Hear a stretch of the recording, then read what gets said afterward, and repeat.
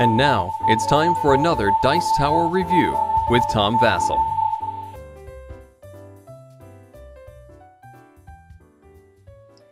Once again, I'm here talking about another game in the Gryphon series of games. There are 9 games in the series right now, and I'm talking about game number 8, and that is Birds on a Wire.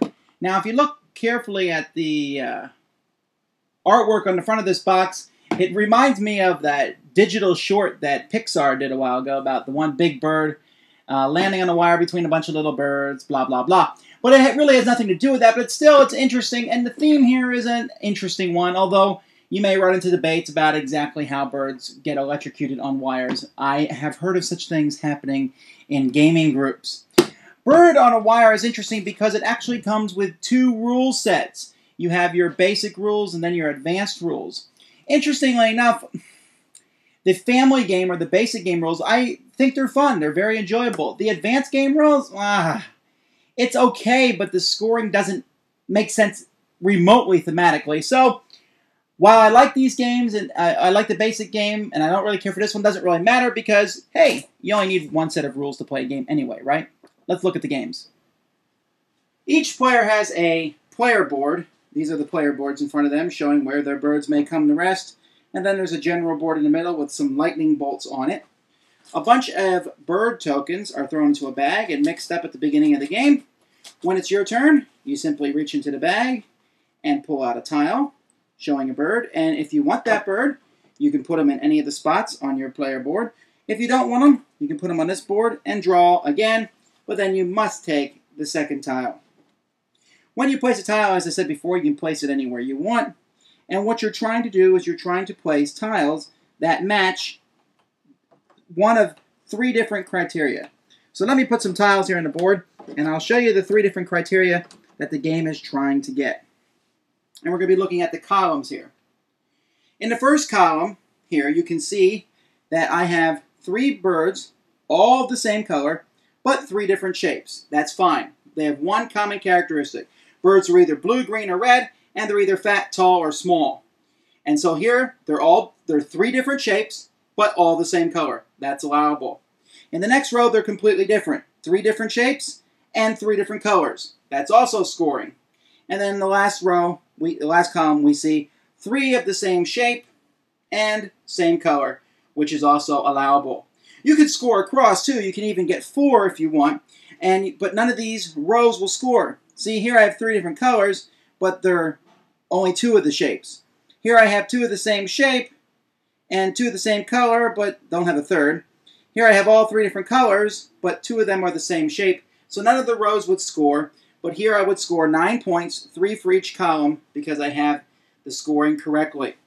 Now, as the game progresses, more birds will be placed here in the middle, and when a whole row or column is filled up, all those birds fly away, which means different players will get to put them on their turn order, put them in their areas.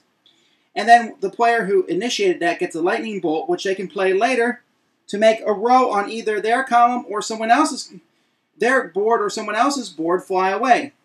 Again, those birds landing on different people's boards. When they do that, though, the person whose board they attack, even if it's their own, will be able to, one of the birds will be able to stand on one leg. He won't fly away, and in fact, at the end of the game, if he's in a scoring row, he'll score an additional point.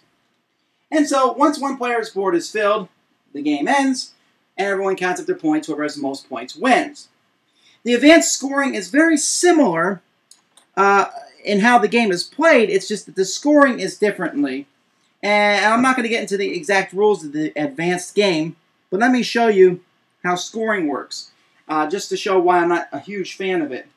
Here we can see the scoring board at the end, and we're looking for groups of birds of the same kind and color. So here's a group of 3, here's a group of 2, here's a group of 2, and the rest of these are singles. Singles don't count for scoring. So my smallest grouping is 2. So therefore I get 2 points for this and 2 points for this. So 4 points total. And again, if a bird is on one leg, you get an extra point. If, however, let's say for some odd reason, none of these birds had been next to each other, and this was my only scoring group, then my smallest scoring group would be 3, and I would get 3 points.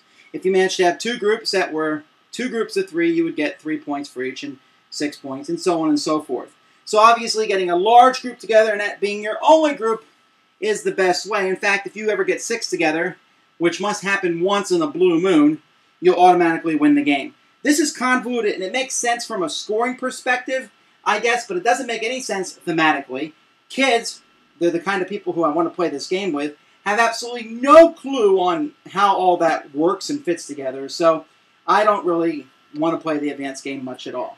I like the artwork, I like the theme, and the basic game is pretty good. Being able to put down the birds in different areas, making them fly away, it plays very quickly, maybe 20 minutes, and it's the kind of game that I can play with my family, and everyone seems to have a good time. Scoring's a little interesting, explaining, no, that row doesn't count. Yes, I know you have 3 blue birds there, but there's 2, they have to be 3 different sizes. Kids have to learn the 3 different scoring patterns, but once you get them down, they're pretty simple. The advanced game, I just really don't get that much. I'm sure that once I post this, I'll get comments from folks saying, I can't believe that that's the much more strategic game. Maybe so, but I have to have a game where the rules at least kind of make thematic sense, and here they don't, and for me, in this game, that's such a disconnect, I just don't want to play the advanced game. But I won't let that distract you from whether you want to get the game or not, because you don't need 2 sets of rules. You can play with the basic rules, and I thought those were pretty fun. It's a decent addition to the series. Not one of the best games of the series, but a fun one and one of the more family-friendly ones. Birds on a Wire. Thanks for joining us today. For more written, audio, and video reviews, as well as the #1 board game podcast, check out the website at www.thedicetower.com. Until then, this is Eric Summerer, and you've been watching The Dice Tower.